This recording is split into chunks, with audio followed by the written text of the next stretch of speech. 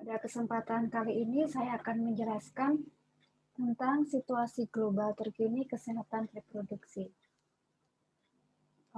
Pokok bahasan yang pertama yaitu kesehatan ibu dan anak, kemudian keluarga berencana, kesehatan reproduksi remaja, pencegahan dan penanggulangan infeksi menular seksual, HIV dan AIDS, kemudian kesehatan usia lanjut, kemudian gender dan kekerasan di dalam rumah tangga. Isu global kesehatan reproduksi yaitu terdiri dari dua isu ya. Yang pertama adalah masalah kependudukan, yang kedua adalah masalah pembangunan. Masalah kesehatan reproduksi merupakan masalah dunia. Kenapa masalah kesehatan reproduksi disebut sebagai masalah dunia? Dikarenakan yaitu berdasarkan International Conference Population and Development ICP di Kairo tahun 1994 dan Fourth World Conference of Women FWCW yang keempat di Beijing tahun 1995. WHO mengembangkan paket pelayanan kesehatan reproduksi pada tahun 1995, Lokakarya Nasional Kesehatan Reproduksi tahun 1996 di Jakarta, kemudian Konferensi Internasional di Den Haag tahun 1999, dan The Millennium Deklarasi tahun 2000, kemudian Seminar Komisi Kesehatan Reproduksi tahun 2003. Kenapa dikatakan masalah dunia? Karena dasar dari kehidupan itu adalah kesehatan reproduksi. Kesehatan reproduksi di mana merupakan ujung tombak untuk dimulainya kehidupan baru seperti kehamilan, persalinan, seperti itu. Akan diawali kehamilan yang bagus, yang sehat akan diawali oleh kesehatan reproduksi yang sehat pula. Itu yang menjadi dasar. Kemudian isu deklarasi Kairo tahun 1994 yaitu tentang isu kesehatan reproduksi, isu gender, dan isu kependudukan. Kemudian perubahan paradigma merupakan pengendalian populasi, terutama populasi penduduk ya. Kenapa keterkaitan kesehatan reproduksi dan penduduk ya? Karena memang pertumbuhan penduduk sangat erat kaitannya dengan kesehatan reproduksi. Kesehatan reproduksi merupakan dibentuknya suatu manusia baru atau berawalnya suatu kehidupan seperti itu. Nah, di mana awal dari kehidupan merupakan kelahiran di mana setiap kelahiran juga akan menambah populasi penduduk. Nah, jika populasi penduduk sangat tinggi, maka juga akan terjadi permasalahan. Nah, makanya di sini juga ada penurunan fertilitas atau keluarga berencana supaya tujuan kesehatan reproduksi dan hak-hak reproduksinya tercapai. Kemudian di sini dasarnya merupakan perempuan sebagai objek. Kenapa perempuan sebagai objek? Karena perempuan juga selain sebagai objek dalam kesehatan reproduksi, perempuan juga sebagai subjek pelaku untuk kesehatan reproduksi itu sendiri. Karena memang yang menjadi dasar adalah perempuan, di mana perempuan ada siklus daur kehidupan wanita, mulai dari dia hamil, melahirkan, kemudian dia anak, remaja, kemudian usia dewasa, kemudian dia masuk menopause, kemudian lansia. Di situ terjadi suatu siklus kehidupan di mana di situ yang menentukan adalah kesehatan reproduksi. Di mana kesehatan reproduksi sudah mulai di awal dari saat remaja, bahkan anak-anak pun juga sudah ada edukasi tentang kesehatan reproduksi. Nah, kemudian hak-hak reproduksi di sini yang pertama adalah setiap orang berhak memperoleh standar pelayanan kesehatan reproduksi yang terbaik. Perempuan dan laki-laki sebagai pasangan atau sebagai individu berhak memperoleh informasi yang lengkap tentang seksualitas, kesehatan reproduksi dan manfaat serta efek samping obat-obatan, alat dan tindakan medis yang digunakan untuk mengatasi masalah kesehatan reproduksi, hak untuk memperoleh pelayanan KB yang aman, efektif, terjangkau, dapat diterima sesuai dengan pilihan tanpa paksaan dan tidak melawan hukum. Perempuan berhak memperoleh pelayanan kesehatan yang dibutuhkan, yang memungkinkannya sehat dan selamat dalam menjalani kehamilan, persalinan, serta memperoleh bayi yang sehat. Hubungan suami istri didasari penghargaan terhadap pasangan masing-masing dan dilakukan dalam situasi dan kondisi yang diinginkan bersama, tanpa unsur paksaan, ancaman, ataupun kekerasan. Para remaja, laki-laki maupun perempuan berhak memperoleh informasi yang tepat dan benar tentang reproduksi remaja, sehingga dapat berperilaku sehat dan menjalani kehidupan seksual yang bertanggung jawab. Laki-laki dan perempuan berhak mendapat informasi yang mudah diperoleh, lengkap dan akurat mengapa penyakit menular seksual, termasuk HIV dan AIDS. Kemudian selanjutnya adalah definisi kesehatan reproduksi ya berdasarkan Kairo, berdasarkan isi sesuai dengan diterjemahkan atau definisi di Kairo pada tahun 1994, bahwa kita sering mendengar ya bahwa kesehatan reproduksi adalah keadaan sejahtera fisik, mental, dan sosial secara utuh, tidak semata-mata bebas dari penyakit atau kecacatan dalam semua hal yang berkaitan dengan sistem reproduksi serta fungsi dan prosesnya. Nah, kemudian di sini ada pendekatan kesehatan reproduksi di Indonesia. Yang pertama, pelayanan kesehatan reproduksi esensial atau bisa disebut PKRE, meliputi kesehatan ibu dan anak, keluarga berencana, kesehatan reproduksi remaja, pencegahan dan penanggulangan infeksi menular seksual termasuk HIV atau AIDS, kemudian pelayanan kesehatan reproduksi komprehensif atau PKRK yang berisi kesehatan reproduksi usia lanjut, pelayanan tambahan yaitu di sini ada seminar Komisi Kesehatan Reproduksi membahas tentang gender dan kekerasan terhadap perempuan. Kemudian di sini juga ada Millennium Development Goal MDG atau sekarang disebut sebagai SDGs ya, Sustainable Development Goal ya. Menghapus kemiskinan dan kelaparan, pendidikan untuk semua orang, promosi kesehatan, promosi kesetaraan gender, penurunan angka kematian anak, meningkatkan kesehatan ibu, memerangi HIV atau AIDS, menjamin keberlanjutan lingkungan, kemudian kemitraan global dalam pembangunan dapat segera dicapai. Nah, kemudian kesehatan reproduksi di Indonesia yaitu derajat kesehatan masyarakat masih rendah. AKI masih tinggi 307 per 1000 kelahiran hidup, AKB pun juga masih tinggi 35 per 1000 kelahiran hidup. Usia harapan hidup masih rendah 62,2 tahun. Indeks pembangunan manusia masih rendah ya pada urutan ke-112 dari 175 negara. Kemudian apa sih AKI atau bisa disebut angka kematian ibu atau angka kematian bayi atau bisa disingkat dengan AKB. AKI adalah banyaknya kematian perempuan pada saat hamil atau selama 42 hari sejak terminasi kehamilan tanpa memandang lama dan tempat persalinan yang disebabkan karena kehamilannya atau pengelolaannya dan bukan karena sebab-sebab lain per 1000 kelahiran hidup. Jadi yang dimaksud angka kematian ibu yaitu ada definisinya, ada batasannya ya. Saat dia hamil sampai dia 42 hari setelah persalinan. Itu disebut angka kematian ibu. Jika yang mengalami dua itu tidak bisa disebut sebagai AKI.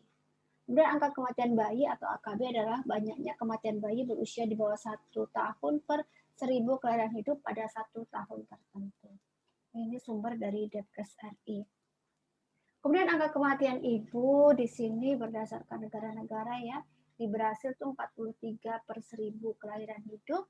Kemudian di Cina 61 per 100.000, Malaysia 43 per 100.000, Australia kurang dari 10 per 100.000, New Zealand kurang dari 10 per 100.000, Jepang kurang dari 10 per 100.000, Meksiko 114 per 100.000 ya per kelahiran hidup ya, sedangkan Indonesia mencapai 300 ya, sangat tinggi sekali. Tapi memang Brasil, Cina, Malaysia, Australia, New Zealand, Jepang, dan Meksiko itu merupakan negara yang negara maju, sedangkan Indonesia sendiri masih merupakan negara berkembang seperti itu. Kemudian ini tadi di Indonesia sendiri angka kematian ibu 390 per 100 kelahiran hidup. Itu pada tahun 1994. Nanti coba dicari untuk yang tahun terbaru itu berapa sih angka kematian ibu, naik atau turun seperti itu. Kemudian selanjutnya angka kematian bayi yaitu 59 per 1000 kelahiran hidup. Kemudian angka kematian balita itu 73 per 1000 kelahiran hidup. Ini pada tahun 94, 92, dan 1995. Mungkin bisa diupdate lagi ya untuk tahun yang terbaru. Nah, kemudian target KIA pada tahun 2015 yaitu penurunan AKI sebanyak 3/4 dari kondisi tahun 1990. Nah, sekarang tercapai atau tidak targetnya? Makanya kita harus bisa melihat di profil kesehatan Indonesia, kita bisa melihat di situ tercapai atau tidak targetnya. Kemudian penurunan AKN, AKB, dan angka kematian balita sebanyak 2/3 dari kondisi tahun 1990.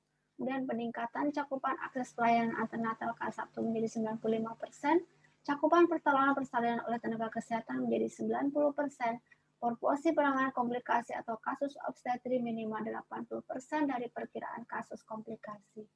Cakupan pelayanan neonatal 90%, cakupan program kesehatan bagi balita dan anak prasekolah 80%. Kemudian penyebab kematian langsung yaitu ada perdarahan, ada eklamsi, ada infeksi, ada komplikasi 11%, abortus 5%, trauma obstetrik 5%, emboli obstetrik 5%, partus lama atau macet 5%, penyebab lainnya 11%.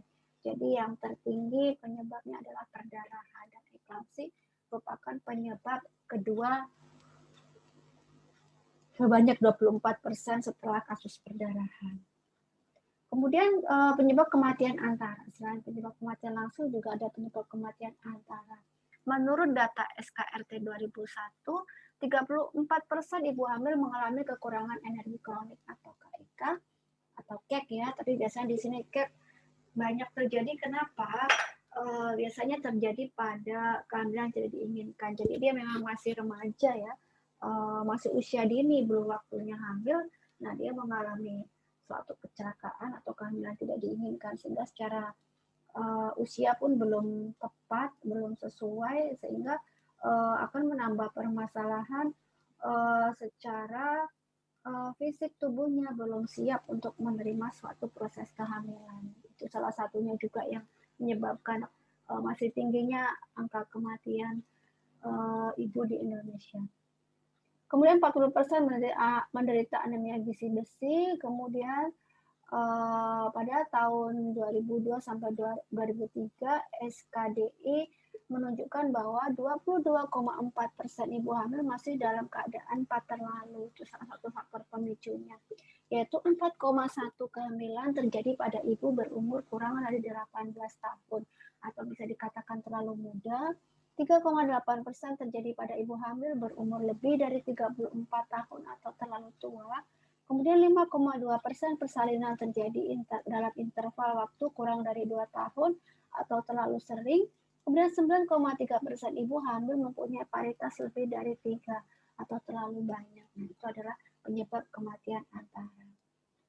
Selanjutnya, penyebab kematian yang paling mendasar yang biasanya sulit ya untuk diatasi ya, karena biasanya sudah merupakan keadaan yang mana ya, yang sudah apa ya, contohnya di sini kondisi geografis, penyebaran penduduk, kondisi sosial ekonomi, budaya, kondisi bias gender dalam masyarakat dan keluarga, tingkat pendidikan masih rendah. Jadi ini merupakan faktor-faktor yang susah untuk dikendalikan seperti itu. Dan juga harus diperlukan campur tangan antara pemerintah, tidak hanya pemerintah saja, tapi terutama di sini adalah tokoh agama dan tokoh masyarakat. Kemudian hasil audit maternal perinatal yaitu angka kematian ibu tinggi karena ada 3T atau 3 terlambat. Yang pertama adalah terlambat mengenali tanda bahaya dan mengambil keputusan untuk segera mencari pertolongan, terlambat mencapai fasilitas pelayanan kesehatan yang mampu memberikan pertolongan persalinan, terlambat memperoleh pertolongan memadai di fasilitas layanan kesehatan. Kemudian masalah kesehatan reproduksi, angka kematian ibu di Indonesia 307 per 100.000 kali hidup berdasarkan SDKI 2004. Penyebabnya yaitu 21,99% adalah kehamilan yang berakhir dengan abortus, 5,22% perdarahan pasca persalinan, 4,82% eklamsi dan preeklamsi, 2,25% plasenta previa, 1,80% persalinan dengan penyulit gawat janin, 1,74% persalinan prematur, dan lain-lain. Angka kematian perinatal yaitu 46,68% disebabkan BBLR. Nah, kita juga harus mencari apa sih sebenarnya yang menyebabkan terjadinya BBLR. Kemudian 25,13% asfiksi, 10,62 gangguan saluran pernafasan, 9,3 penyakit infeksi dan parasit kongenital, 7,01% penyulit kehamilan. Kemudian kalau untuk persalinan kelahiran 0,81% itu karena tetanus neonatorum. Kemudian 17%-nya gangguan lain-lain, sumber Depkes RI 2005. Nah, kemudian penyebab angka kematian balita di sini adalah 22,8% gangguan saluran pernafasan, kemudian 13,2% karena diare, kemudian 6% gangguan saluran pencernaan, 11,8% gangguan saraf, 11% tipes, 5,9% gangguan sistem pencernaan, kemudian 5,1% infeksi dan lain-lain. Jika kita membahas itu misalkan 1%-nya penyebabnya, misalkan sistem pencernaan penyebabnya apa, itu akan kita bahas sangat panjang sekali. Seperti itu. Salah satunya kenapa harus diberikan ASI, karena ASI itu adalah yang terbaik ya, mengandung antibodi yang bagus, sehingga jika bayi diberikan ASI eksklusif diharapkan itu tadi tubuhnya akan semakin kuat, kekebalan tubuhnya terbentuk sehingga dia tidak mudah sakit. Seperti itu. Nah, kemudian derajat kesehatan reproduksi rendah akibat satu kemiskinan, kedudukan perempuan dalam keluarga dan masyarakat, itu tadi masih ada faktor ketidaksetaraan gender. Kemudian pelayanan kesehatan yang belum memadai, pelayanan kesehatan reproduksi yang belum memadai juga. Jadi dua pelayanan ya, pelayanan kesehatan secara umum dan juga pelayanan kesehatan reproduksi. Kemudian kebijakan kesehatan ibu dan anak, setiap ibu menjalani kehamilan dan persalinan dengan sehat dan selamat, serta bayi baru lahir sehat. Setiap anak hidup sehat, tumbuh dan berkembang secara optimal. Nah, kemudian strategi kesehatan ibu dan anak, yaitu ada pemberdayaan perempuan, suami dan anak, pemberdayaan masyarakat, kerjasama lintas mitra lain termasuk pemerintah daerah dan lembaga legislatif, peningkatan cakupan dan kualitas pelayanan KIA secara terpadu dengan komponen yang lain ya. Kemudian pemberdayaan perempuan, suami dan keluarga, yaitu peningkatan pengetahuan tentang tanda bahaya kehamilan, persalinan, nifas, bayi dan balita atau health seeking care. Kemudian penggunaan buku KIA ini penting sekali ya, karena di dalam buku KIA itu sudah lengkap sekali ya, mulai dari kehamilan, anak, bagaimana cara merawat, edukasinya di situ sangat lengkap sekali. Kemudian konsep siaga, siap antar jaga, nah terutama peran keluarga dan juga terutama suami, penyediaan dana, transportasi, donor darah untuk keadaan darurat. Kemudian peningkatan penggunaan ASI eksklusif seperti yang saya bilang tadi. Kemudian hal yang tidak kalah penting di sini, bagaimana semuanya hal tersebut bisa tercapai, itu adanya pemberdayaan masyarakat, yaitu penetapan GSI, penyelenggaraan Polindes, posyandu, tempat penitipan anak. Kemudian kerjasama lintas mitra lain termasuk pemerintah, lintas organisasi mitra lain ya, termasuk pemerintah daerah dan lembaga legislatif. Yang pertama adalah advokasi dan sosialisasi ke semua stakeholder, mendorong adanya komitmen, dukungan, peraturan, dan kontribusi pembiayaan dari berbagai pihak terkait, peningkatan keterlibatan LSM, organisasi, profesi, swasta, dan sebagainya. Kemudian standar pelayanan minimal ibu dan anak, di sini ANC atau disebut pelayanan prenatal, persalinan, dan nifas, masukkan unsur pelayanan pencegahan dan penanggulangan serta melakukan motivasi ke pasien untuk pelayanan KB dan memberikan pelayanan KB postpartum dan juga pertolongan persalinan dan penanganan bayi baru lahir. Perlu diperhatikan pencegahan umum terhadap infeksi. Jadi begitu ibu hamil dan melahirkan itu harus dimotivasi terutama untuk KB ya, program KB. Ikut KB apa pembukaan mulai KB seperti itu. Kemudian pelayanan pasca abortus memasukkan unsur pelayanan pencegahan dan penanggulangan infeksi menular seksual serta konseling atau pelayanan KB pasca abortus, penggunaan buku KIA sejak ibu hamil sampai anak umur 5 tahun, pelaksanaan kunjungan neonatal, pelayanan kesehatan neonatal esensial yang meliputi perawatan neonatal dasar dan tata laksana neonatal sakit, pendekatan MTBS bagi balita sakit, pemantauan dan stimulasi tumbuh kembang anak. Kemudian peningkatan cakupan dan kualitas pelayanan kesehatan ibu dan anak secara terpadu, yaitu pelayanan antenatal itu sendiri minimal harus melakukan ANC 4 kali ya. 4 kali itu ada dibagi menjadi 3 trimester ya. 1 kali di trimester 1, 1 kali di trimester 2, dan 2 kali di trimester 3. Pertolongan persalinan, pelayanan nifas dan neonatal esensial, penanganan kegawat daruratan obstetrik dan neonatal, pencegahan hamil yang tidak diinginkan dan penanganan komplikasi pasca keguguran, manajemen terpadu bayi muda dan balita sakit, pembinaan tumbuh kembang anak, peningkatan keterampilan tenaga kesehatan dan pemenuhan kelengkapan sarananya, mengoptimalkan pemanfaatan fasilitas pelayanan. Kemudian selanjutnya faktor keberhasilan di Cina, adanya sistem rujukan yang baik, supervisi intensif, staf PKM sepertiga waktu untuk melatih supervisi. Setiap kematian diaudit oleh masyarakat dan petugas kesehatan. Kebijaksanaan KB 1 anak cukup. Kalau di kita kan banyak anak banyak rezeki seperti itu.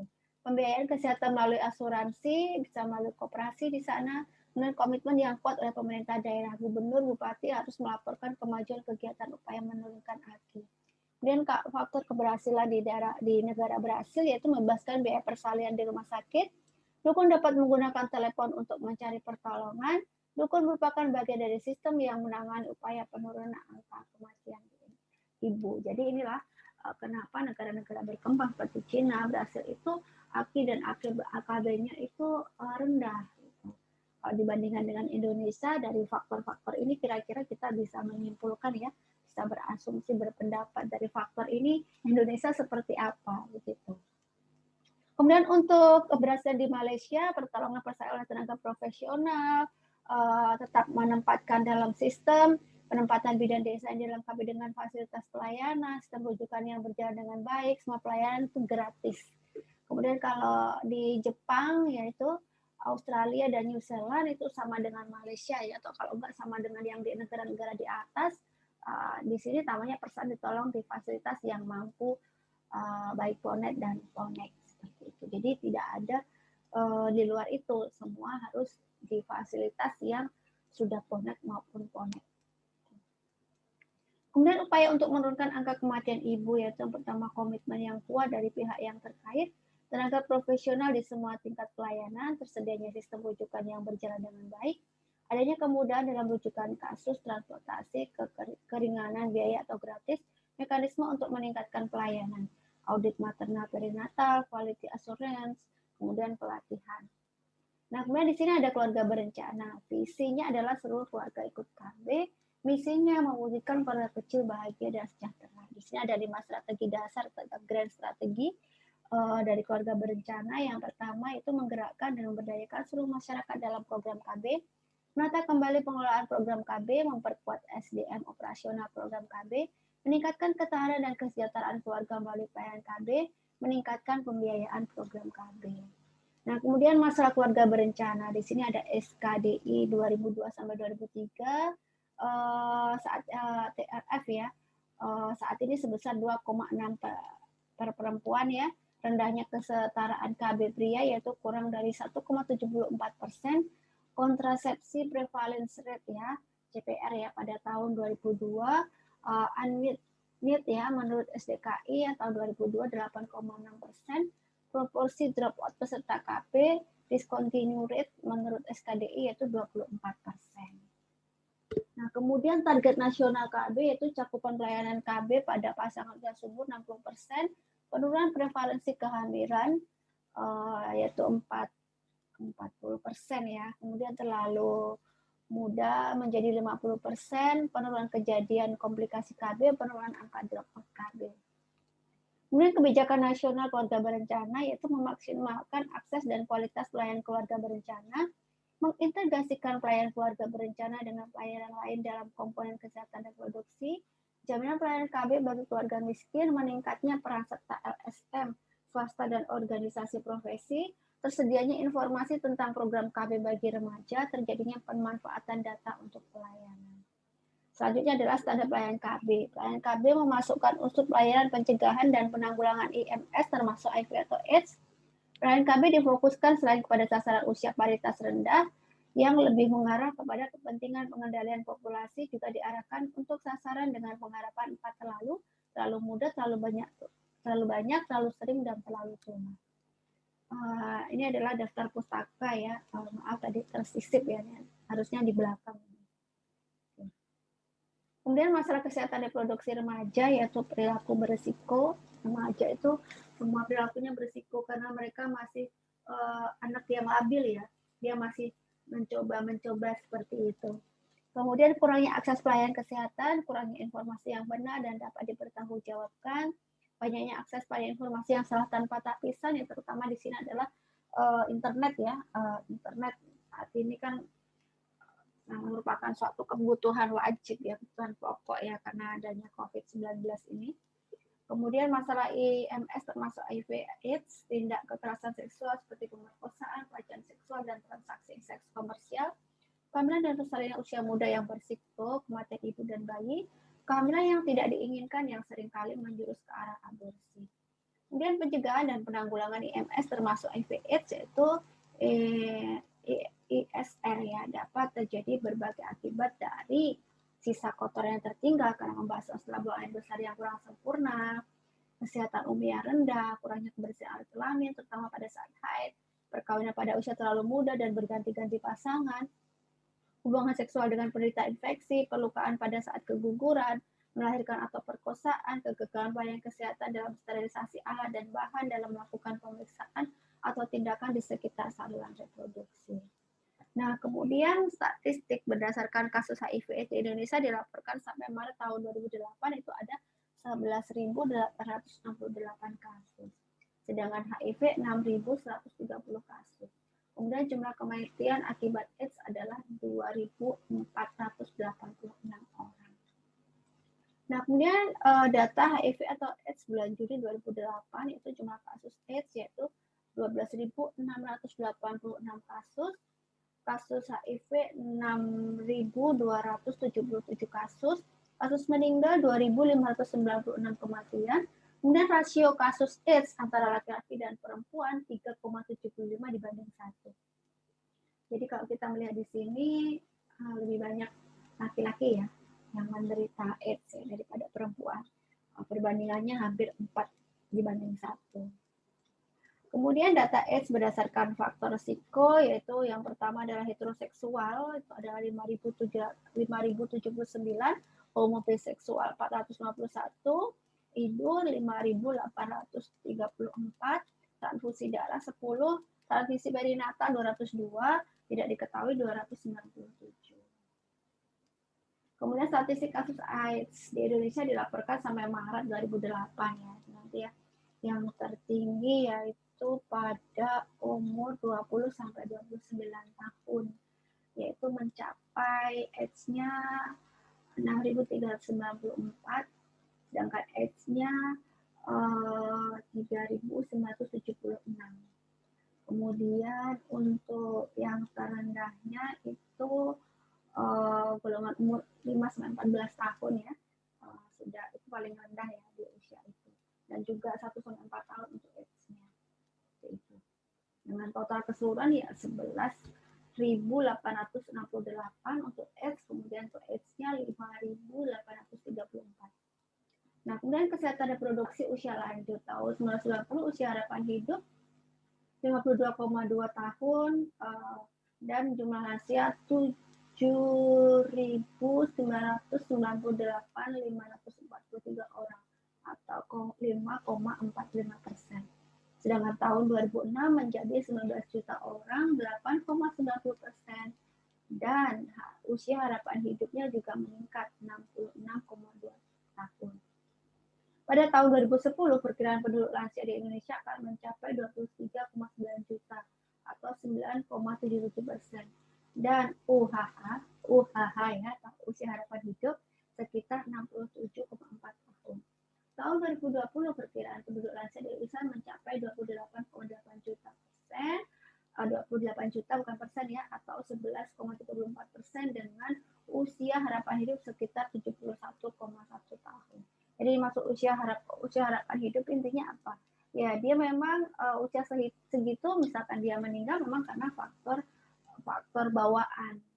Jadi bukan karena sakit, bukan karena penyakit, tapi yang memang secara organ reproduksi sudah tidak maksimal lagi dan memang sudah selesai seperti itu.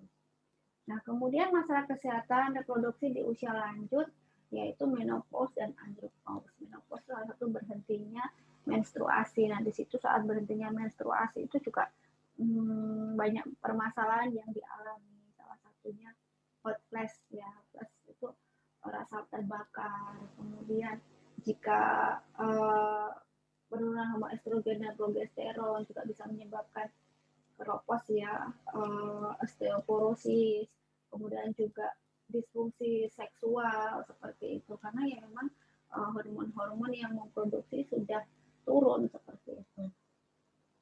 Kemudian juga masalah psikologis ya di antar pasangan seperti itu. Nah, kemudian di sini ada gender dan kekerasan terhadap perempuan.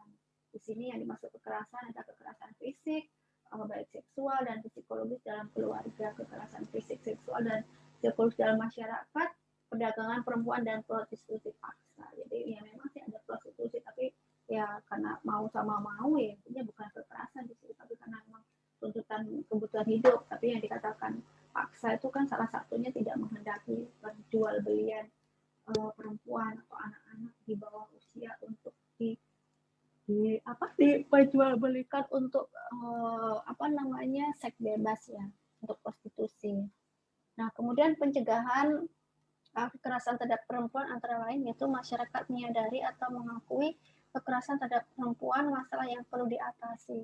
Kalau sekarang ini rata-rata karena faktor ekonomi ya, faktor ekonomi yang membuat kekerasan terhadap rumah tangga, apalagi ditambah dengan adanya kasus COVID-19, kemudian juga pihak ketiga ya. Kemudian menyebarluaskan produk hukum tentang pelecehan seksual di tempat kerja, membekali perempuan tentang penjagaan diri, melaporkan tindak kekerasan pada pihak yang berwenang, melakukan aksi menentang kejahatan seperti pecandu alkohol, perkosaan, dan lain sebagainya, atau melalui organisasi masyarakat. Kemudian peran petugas dalam mencegah kekerasan terhadap perempuan yaitu melakukan penyuluhan untuk pencegahan dan penanganan kekerasan terhadap perempuan, meningkatkan pengetahuan dan kemampuan dalam penanganan kasus kekerasan terhadap perempuan, bermitra dan berpartisipasi dalam pengembangan jaringan kerja untuk penanggulangan masalah kekerasan terhadap perempuan dengan instansi terkait, LSM, organisasi masyarakat lainnya, dan organisasi profesi. Memberikan pelayanan yang dibutuhkan oleh korban kekerasan terhadap perempuan. Terima kasih. Demikian materi pada kesempatan kali ini. Saya ucapkan terima kasih.